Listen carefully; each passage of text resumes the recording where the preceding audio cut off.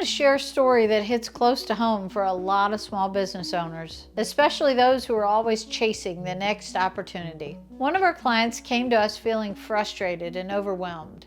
She owns several small businesses. A campground is her primary business, but she also has some rental properties, a real estate business, and recently she decided to buy a laundromat.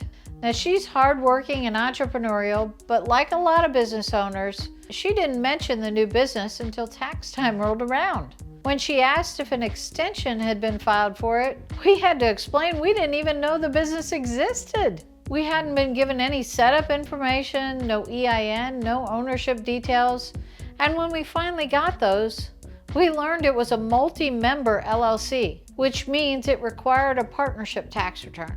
Without that information, there's simply no way to file an extension or a return for it.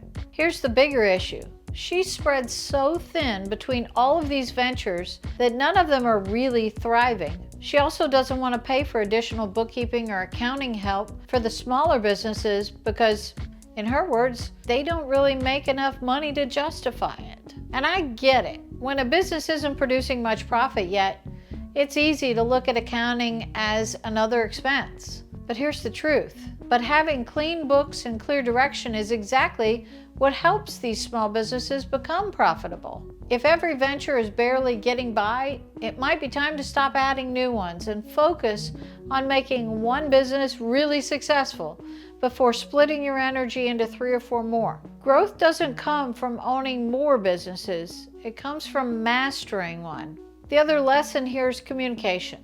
When you make a big move, buying, selling, or starting a new business, loop your CPA in right away. A 5-minute conversation up front can save you months of cleanup later and thousands of dollars in penalties or missed deductions. As your CPA, I'm not just here to help you file taxes.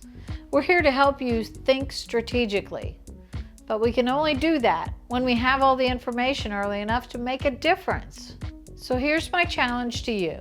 Before you take on that next big idea, stop for a moment. Ask yourself 2 questions. First, have I really maximized the business I already have? And second, have I talked to my CPA about what this new move really means for me, financially and tax-wise? If you're running multiple small businesses and feeling stretched thin, maybe it's time to realign and refocus. Let's make this the year where your energy and your money start working smarter, not harder.